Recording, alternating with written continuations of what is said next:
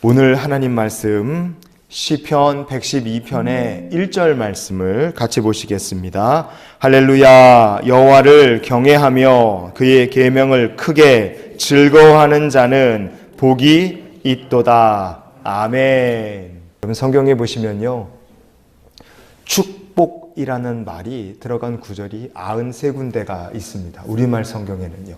그러면 복이라는 말은 과연 얼마나 많이 있는가? 성경에 복이라는 말이 들어간 구절이 900절이 넘게 있습니다. 성경은 그만큼 우리가 받아야 될 성도의 복에 대해서 많이 이야기를 한다는 뜻입니다. 그런데 하나님의 자녀이면서도 축복을 누리지 못하고 사는 사람들도 있어요. 왜 성경이 이렇게 복에 대해서 많이 얘기를 하는데도 불구하고 복을 누리지 못하고 사는 사람들도 있을까? 그 이유가 무엇일까요? 한번 따라해 주십시오. 복 받을 일을 하지 않기 때문이다. 믿으시면 아멘 하십시오. 아주 간단합니다. 성경에 복이 이렇게 많이 있고 하나님 우리를 축복하시길 원하시는데 내가 축복과 거리가 먼 인생을 산다면 이유는 하나예요. 내가 하나님께 복 받을 만한 일을 아직까지 안 하고 있는 거예요. 여러분, 그러기 때문에 우리가 매를 벌면 등짝에 엄마 손바닥이 날아드는 거죠. 일어나라 하는데 안 일어나, 이빨 닦으라는데 이빨 안 닦고, 양말 똑바로 벗어놓으라는데 아무데나 내팽개쳐, 책가방 아무데나 갖다 뭐 이러고 살면 이제 매를 벌면 나중에 이제 엄마한테 등짝 맞는 거죠. 맞을 짓을 하다 보면 등판에 회초리가 날아든다, 이겁니다. 반대로 똑같습니다. 복 받을 만한 일을 하다 보면 저와 여러분의 삶 속에 하나님 약속하신 축복이 날아들게 되고 쌓이게 될 줄 믿습니다. 그래서 시편 112편을 통해서요, 우리를 향하신 하나님의 마음을 좀 나눠보는 시간이 될 수 있기를 원합니다. 자, 성경이 말하는 복 받는 길이란 게 과연 뭐냐 이거예요. 자, 첫 번째로 같이 읽어봅시다. 계명을 크게 즐거워하는 것입니다. 내가 복 받을 일을 하고 싶다면 하나님 말씀을 여러분 크게 즐거워하시는 성도가 되시기를 바랍니다. 시편 112편의 1절 말씀 우리가 같이 한번 읽어봅니다. 할렐루야. 여호와를 경외하며 그의 계명을 크게 즐거워하는 자는 복이 있도다. 아멘. 그의 계명을 크게 즐거워하는 자가 복이 있을 것이라, 복을 받을 것이라는 말씀이죠. 시편 1편의 2절과 3절 말씀도 우리가 같이 한번 보시겠습니다. 읽습니다. 오직 여호와의 율법을 즐거워하여 그의 율법을 주야로 묵상하는도다. 계속 읽어주세요. 그가 하는 모든 일이 다 형통하리로다. 아멘. 율법 즐거워하고 묵상하는 것이, 그렇게 사는 게 하나님께서 주실 복받을 길이라는 겁니다. 그런 사람들이 하는 모든 일이 다 어떻게 된다고요? 형통할 것이라 성경은 우리에게 말씀합니다. 시편 119편의 165절도 우리가 읽어봅시다. 주의 법을 사랑하는 자에게는 큰 평안이 있으리니 그들에게 장애물이 없으리로다 그랬어요. 성공한 사람, 복받은 사람들의 특징이 뭡니까? 이런 사람들은 인생의 장애물을 만나도 다 극복하고 마침내 성공에 도달한 사람들입니다. 근데 하나님께서 복 주실 만한 일을 하는 사람들은 어떤 사람들이에요? 주의 법을 사랑하는 사람들이라 그랬어요. 하나님의 말씀을 크게 기뻐하고 묵상하고 주의 법을 사랑합니다. 그런 사람들은 하나님께서 장애물을 치워주시는 거예요. 여러분, 우리가 그런 인생이 되면 시간의 문제일 뿐이지 우리의 인생이 저절로 축복의 자리에 서게 되고 시온의 대로를 걷게 될 줄 믿습니다. 매를 버는 짓을 하면 등짝을 맞을 수밖에 없어요. 그렇지만 복을 받을 일을 하면 하나님께서 주시는 복이 언젠가 반드시 찾아온다, 이겁니다. 반대로 하나님 말씀 우습게 한다, 하나님 말씀 알기를 귀 기울이지도 않고 시큰둥한다. 여러분, 그게 매를 버는 짓이죠. 하지만 하나님 말씀을 내가 경외한다, 좋아하면서도 두려워하고 하나님의 말씀을 묵상하고 그 법을 내가 사랑한다. 여러분, 그 행동 하나하나가 복받을 일임을 기억하시기 바랍니다. 내 인생은 왜 축복과 거리가 멀지? 지금까지 복받을 일을 못하셨다면 오늘부터라도 당장 하나님 말씀을 사랑하고 하나님 말씀을 묵상하고 그 말씀으로 하나님과 함께 동행하는 삶을 사시기를 축복합니다. 그럼 이렇게 하나님이 복을 주시는 거예요. 신명기 28장의 1절 말씀 우리 같이 해봅시다. 내가 내 하나님 여호와의 말씀을 삼가 듣고 내가 오늘 내게 명령하는 그의 모든 명령을 지켜 행하면 내 하나님 여호와께서 너를 세계 모든 민족 위에 뛰어나게 하실 것이라. 아멘. 하나님 말씀을 아주 귀담아서 세세하게 듣는 겁니다. 그 명령을 지켜서 열심으로 내 삶을 사는 거예요. 여러분, 그렇게 되면 어떻게 됩니까? 하나님께서 세계 모든 민족 가운데 높게 뛰어나게 하실 것이라 약속하셨어요. 세상에는요, 뛰어나기는 한데 가난하게 사는 민족도 있어요. 참 머리가 좋고 똑똑한데 근데 나라가 가난해요. 사는 게 비참합니다. 정말 죽지 못해 사는 그런 나라도 있어요. 우리 이웃 나라 중에 그런 나라 있잖아요. 사람들 머리는 진짜 좋아서 사기도 잘 쳐, 짝퉁도 잘 만들어, 물건도 뚝딱뚝딱 잘 만들어. 그런데 나라가 가난하고 개인이 비참하게 사는 나라 있잖아요. 그 어디 옆에 있잖아요. 빨간색 국기 좋아하는 친구들. 그런 나라들도 있지만 여러분, 하나님께서 이 말씀하신 대로 말씀에 귀담아 듣고 살면 민족 위에 뛰어나게 하신다 그랬어요. 우리 대한민국이, 그리고 우리 자녀 세대가 하나님께서 모든 민족 위에 뛰어나게 하시는 그런 축복을 받으며 사는 나라가 되고 우리 자녀들의 세대가 될 수 있기를 원합니다. 그럼 지금 당장 내 세대는 어떻게 해야 되느냐? 우리가 이렇게 말씀을 의지하고 살면 하나님께서 주시는 복이 있다 이거예요. 신명기 28장에 3절부터 6절까지 말씀을 우리가 한번 쭉 읽어보시겠습니다. 이 복은 나에게 약속된 축복입니다. 같이 읽어봅시다. 성읍에서도 복을 받고 들에서도 복을 받을 것이며 내 몸의 자녀와 내 토지의 소산과 내 짐승의 새끼와 소와 양의 새끼가 복을 받을 것이며 내 광주리와 떡반죽 그릇이 복을 받을 것이며 내가 들어와도 복을 받고 나가도 복을 받을 것이니라. 아멘. 성읍에서도, 그리고 들에서도 복을 받고 자녀도 복을 받고 토지와 그 소산도 복을 받을 것이다. 여러분, 이게 남의 나라 다른 사람에게 약속하신 것이 아니라 믿음으로 하나님 말씀을 사랑하며 사는 성도, 복받을 일을 하며 사는 성도에게 하나님이 약속하신 축복임을 믿으시기 바랍니다. 하나님께서 약속하셨어요. 하나님께 맞을 짓을 하며 사는 인생이 아니라 복 받을 만한 일을 하며 사는 성도가 이런 복을 받게 될 것이라고 성경은 말씀합니다. 여러분, 이런 복을 받는 여러분의 가정이 되고 자녀들이 되시기를 바랍니다. 자녀들이 그래서 말씀으로 크도록 계속해서 양육하십시오. 하나님께서 아브라함에게 이렇게 말씀하셨어요. 창세기 22장의 18절 말씀을 보시면 같이 읽습니다. 또 내 씨로 말미암아 천하 만민이 복을 받으리니 이는 내가 나의 말을 준행하였음이니라. 아멘. 하나님께서 왜 아브라함과 그 씨로 말미암아 천하 만민이 복을 받게 될 것이라 얘기하셨느냐? 그 이유가 있죠. 아브라함이 뭘 잘했습니까? 하나님의 말씀을 듣고 실천하는 것을 잘한 거예요. 준행하기를 잘했다 이겁니다. 아브라함이 복을 받을 만한 일을 한 겁니다. 등짝을 맞을 만한 일을 한 게 아니라 복을 받을 만한 일을 한 거예요. 내가 나의 말을 잘 준행하였다. 우리가 복 받을 만한 일을 하면 하나님 아시고 하나님 기억하시고 하나님 때가 되면 주님의 때에 주의 방법으로 역사하시는 줄 믿으시기 바랍니다. 출애굽기 10장 6절 말씀에 성경이 이렇게 얘기해요. 나를 사랑하고 내 계명을 지키는 자에게는 천대까지 은혜를 베푸느니라 그랬어요. 2025년에 여러분 정말 복 있는 인생이 되시기를 원하십니까? 그렇다면 하나님께서 정말 복을 주실 만한 일을 오늘부터 하시며 사시면 돼요.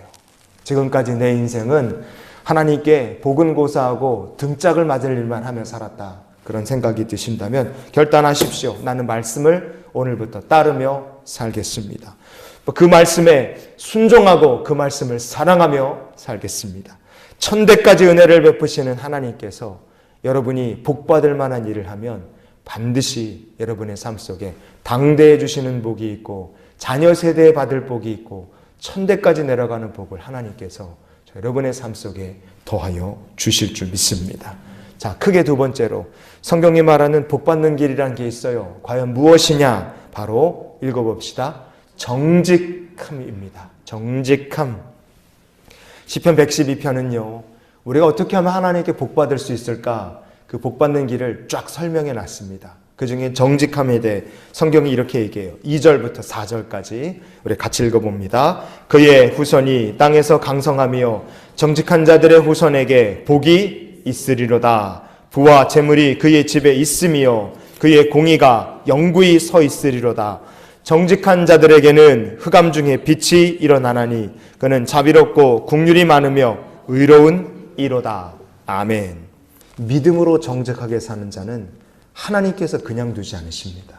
그런 사람이 망하고 그런 사람이 잘못되면 그건 하나님께 따져야 될 일이에요. 그런 정직한 자들에게는 심지어 흑암 가운데서도 빛이 일어난다 그랬어요. 믿음으로 사는 자가 정직하게 하루하루를 최선을 다해 그 순간순간을 내 믿음 팔아먹지 않고 정직하게 믿음을 지키며 살면 빛 대신 하나님 나타나 도우신다는 말씀입니다.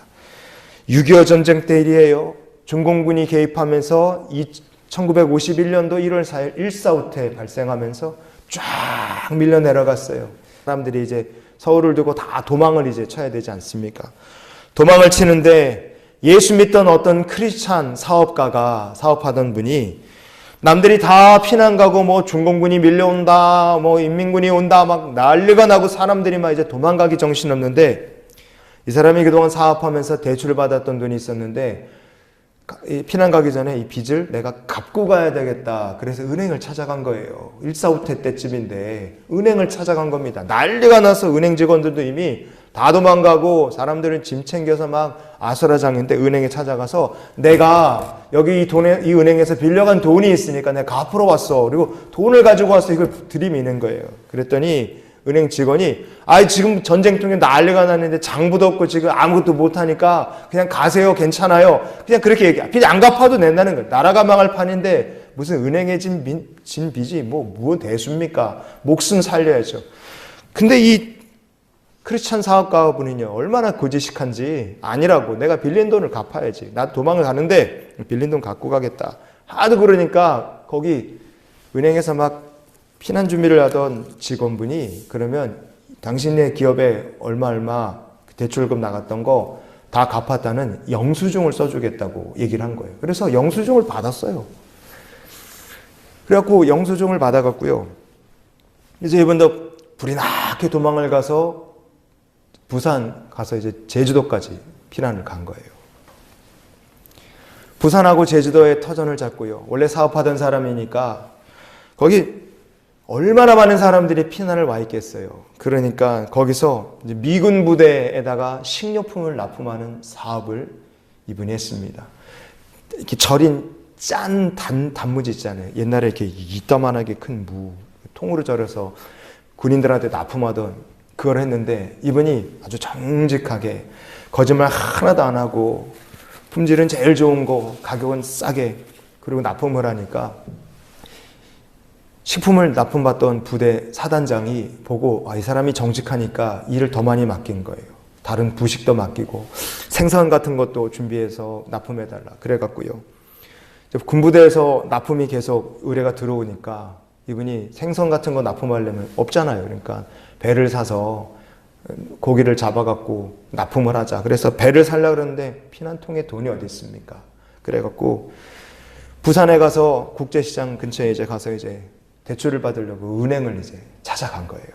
근데 뭐 담보가 있습니까? 뭐가 있습니까? 아무것도 없으니까 사장님께서는 이 전쟁통에 이 은행에 오셨지만 이게 담보도 없고 우리가 뭐 해줄 만한 게 없다고 죄송하다. 그리고 이제 빠꾸를 맞고 창구에서 되돌려 보낸 거예요. 가게 생겼는데 대출이 안 되니까 어떡하나 다른 방법을 구하려고 하는 찰나에 은행에 온 김에 오케이 내가 1.4호 때 전에 우리 은행에서 이 은행에다 갖다가 갚은 대출금이 처리가 잘 됐나 그게 궁금해서 그거 어떻게 됐냐고 물어본 거예요. 그러면 영수증을 이렇게 딱 보여주니까 창구 직원이 깜짝 놀라면서 이런 얘기를 하는 겁니다.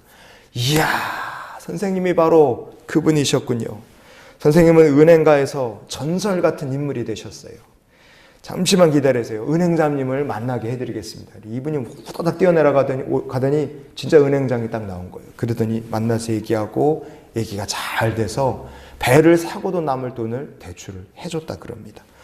그렇게 무담보로 거액을 대출을 받아서 배를 사고 군부대에다가 배를 사서 식품을 납품하고 거기서 돈을 벌어서 큰 돈을 만들고 그 돈이 사업 자금이 돼서 이분은 1957년에 우리나라 최초의 유리 기업인 한국유리공업을 창업을 합니다.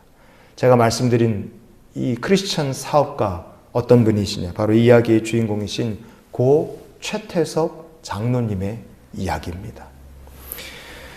한국유리공업, 우리 교회 유리창에도 여기 보면 한글라스라고 써 있어요. 이게 다 그 최태섭 장로님 만드신 회사에서 만든 이 스테인드 글라스도 다 거기서 나온 제품들이에요.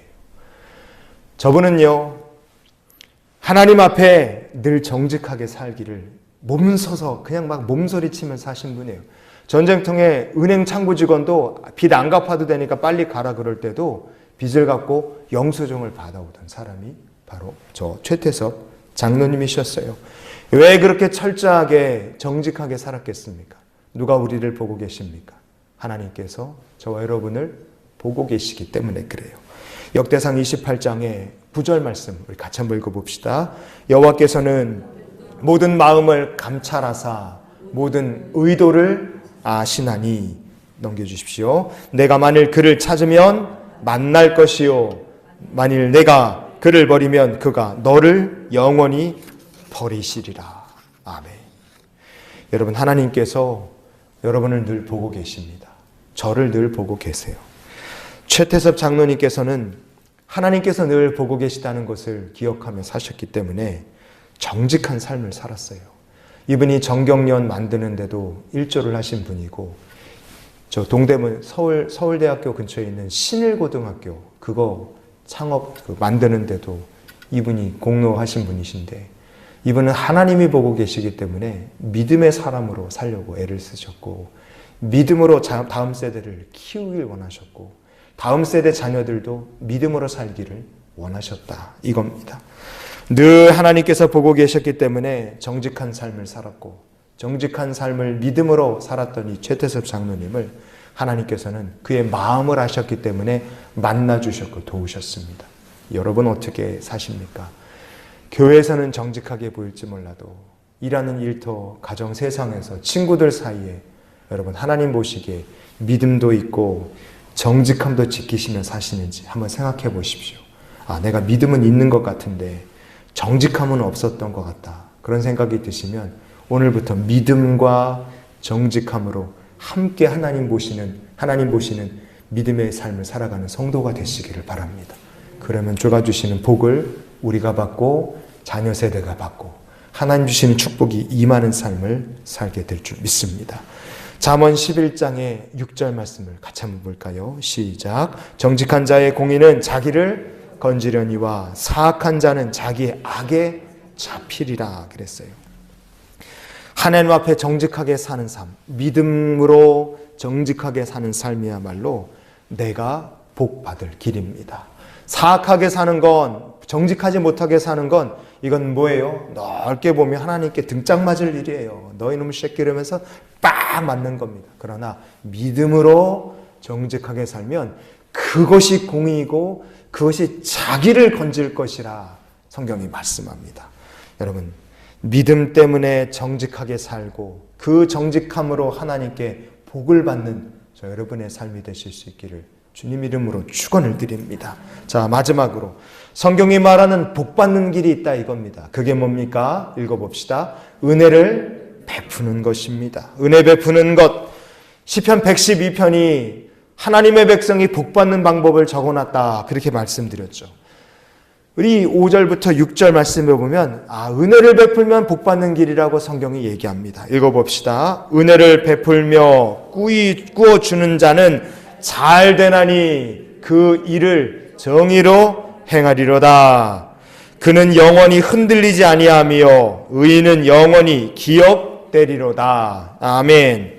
왜 우리가 가난한 자들에게 은혜를 베풀어 주고 꾸어 주어야 되느냐? 그렇게 하는 것이 도덕적으로 옳고 그리고 바른 길이죠. 예, 맞습니다. 하지만 제일 중요한 것은요, 그리고 우리가 그렇게 살아야 될 것은 그게 바로 하나님께 복 받을 일이기 때문인 줄 믿습니다. 성경이 얘기하잖아요. 은혜를 베푸는 것이 하나님께 복받을 길이라. 잠언 19장의 17절 말씀을 보시면 성경이 이렇게 말합니다. 읽어봅시다. 가난한 자를 불쌍히 여기는 것은 여호와께 꾸어 드리는 것이니 그의 선행을 그에게 갚아 주시리라. 아멘. 우리가 가난한 자 보면 안 됐다, 불쌍하다, 그래서 그냥 불쌍해서 돕는다. 여러분, 이것이 끝이 아닙니다. 성경은 그렇게 우리가 불쌍히 여기고 그리스도의 사랑으로 도울 때 그것은 내가 여호와께 꾸어드리는 일이라, 그렇게 말씀합니다. 은혜 베푸는 것 하나님께서 대신 다 갚아주시는 거예요. 여러분, 우리가 잠언 11장 25절 말씀도 이어서 한번 볼게요. 구제를 좋아하는 자는 풍족하여질 것이요 남을 윤택하게 하는 자는 자기도 윤택하여 지리라 그랬어요. 구제를 좋아하는 자는 어떻게 된다고요? 남 돕고 남에게 베풀기를 좋아하는 사람은 윤택해진다 그랬어요. 세상 사람들은 야가 같고요. 세상 사람들은 정말 야가서 이기적입니다. 성공하려면 이기적이 돼야 된다고 얘기를 하고 그렇게 믿고 그렇게 사는 사람들이 많아요. 깍쟁이들이 얼마나 많습니까? 아무리 친구들이 만나고 아무리 여러 번 사람들이 만나서 모임을 하고 같이 교제를 해도 밥 한 번 안 사는 사람들이 있어요. 그런 사람들이 그런 거 아껴서 집도 사고 차도 살 것 같지만 그렇지 않습니다. 여러분, 하나님께서는요, 구제하는 자를 풍족하게 하실 것이고 나누고 베풀기 좋아하는 자가 윤택해지는 삶이 되도록 하나님께서 복 주시는 줄 믿으시기 바랍니다. 성경에 적혀 있으니까 말씀을 드리는 거예요. 우리가 그런 교회가 돼야 되고요. 정말 이기적이고 나밖에 모르고 우리밖에 모르는 그런 교회가 아니라, 저는 우리 교회가 만약에 1년 교회 살림살이 하는데 한 2, 3억 든다 그러면 2, 3억까지는 교회가 써야 되죠. 근데 남은 거 있으면 그냥 교회가 살림하는데 필요하고 남은 것들은 그때부터 넘어가면 그냥 저축해두고 뭐 하는 게 아니라 그냥 흘려보내는 그런 교회가 되기를 저는 소망합니다. 우리가 그런 교회가 됐으면 좋겠어요. 장학금도 주고 가난한 사람들을 흘려보내고, 누구의 이름으로요? 예수님의 이름으로요. 예수님의 이름으로 하는 거예요. 우리가 그렇게 해서 예수 믿는 사람이 참 복 있는 사람들이구나, 참 좋은 사람들이라는 거 우리가 나가서 전도하며 예수 믿으라고 종이 들이미고 사람들 붙잡고 불편하게 하지 않아도요, 우리가 그냥 복 있는 삶을 살면 하나님께서 전도의 문이 우리를 통해 언젠간 열리게 역사하실 줄 믿습니다. 그런 성도가 되실 수 있기를 바랍니다. 도울 수 있는 축복을 받는 성도, 흘려보낼 수 있는 은혜를 받은 성도, 그런 성도가 되셨으면 좋겠어요. 우리가 베풀고 나누고 살면 어떻게 됩니까? 그 복이 내게로 돌아와요. 사도행전의 9장 36절에 보면요, 이런 말씀이 있습니다. 도르가라는 여자 제자에 대한 얘기예요. 요바에 다비다라는 여제자가 있으니 그 이름을 번역하면 도르가라. 선행과 구제하는 일이 심히 많더니 그랬어요. 사도행전 읽어보신 분들은 아시겠지만 이 도르가가 아파서 죽습니다. 사람들이 도르가가 죽었을 때 얼른 베드로에게 사람을 보내갖고요, 도르가의 집으로 모셔와요. 그래갖고 베드로 사도가 기도할 때 이 여제자 도르가가 살아납니다. 그리고 어떻게 돼요? 그 도르가의 집에, 요바에 있는 도르가의 집에 사도 베드로가 거기 머물러요. 하나님께서 거기 머물고 쉬게 하시고 기도하게 하셨어요. 그런데 거기서 묵고 쉬는 중에 하나님의 말씀이 임하십니다. 그리고 어디로 가게 하십니까? 저기 있는 고넬료의 집으로 하나님께서 베드로의 발걸음을 인도하십니다. 사도행전 10장의 2절 말씀을 보세요. 그럼 이렇게 돼 있어요. 읽어봅시다. 그가 경건하여 온 집안과 더불어 하나님을 경외하며 백성을 많이 구제하고 하나님께 항상 기도하더니. 아멘. 도르가도 베풀기를 좋아하는 사람이었고, 그리고 고넬료도 많이 베풀고 구제하는 사람이었어요. 도르가는 죽은 생명을 다시 살리는 축복을 받았고, 고넬료의 집은 하나님 주시는 성령과 평안이 임하는 축복을 받게 됐습니다. 여러분, 하나님께서 주를 경외하는 자, 그리고 많이 베풀고 구제하고 섬기는 사람을 그냥 두지 않으십니다. 그 복이 여러분의 삶에 임할 것이고 자녀들이 복을 받게 될 줄 믿습니다. 이기적으로 사는 건 한번 따라해 주세요. 하나님께 등짝 맞을 일이다. 성도인데 이기적으로 살면 그 사람은 하나님께 등짝을 맞아야 돼요. 우리가 그렇게 살라고 부름받은 사람들이 아닙니다. 그런 교회, 그런 성도, 그런 개인은 하나님께 등짝을 맞을 수밖에 없어요. 믿는다 말하면서도 이기적으로 살면 그 사람은 하나님의 축복과 상관없는 삶을 살 수밖에 없습니다. 그러나 우리가 하나님 말씀을 의지해서 예수의 이름으로 나누고 섬기고 베푸는 삶을 좋아하면 하나님께서 주시는 복받을 인생이 될 줄 믿습니다. 넘겨주십시오. 그래서 오늘 우리가 이런 말씀으로 한번 정리해 봅시다. 하나님께 복받을 만한 일이 있다. 성경이 112편을 통해 우리에게 이야기합니다. 뭡니까? 첫 번째, 하나님 말씀을 사랑하는 것이고, 두 번째 뭡니까? 정직하게 사는데 믿음으로 사는 것이고요. 세 번째 뭡니까? 은혜를 베풀며 사는 거예요. 2024년까지는 여러분이 이런 삶과 거리가 먼 삶을 살았다면 여러분이 그래서 축복과 거리가 먼 인생이 됐었던 것이라 기억하십시오. 깨달으셨다면, 이 말씀을 통해 이해하셨다면 하나님께 복받을 만한 일을 오늘부터 한번 살아보시기를 바랍니다. 말씀을 사랑하고 정직하게 믿음으로 살고 그리고 베풀기를 기뻐하며 사는 저 여러분의 삶이 될 수 있기를 주님 이름으로 축원을 드립니다.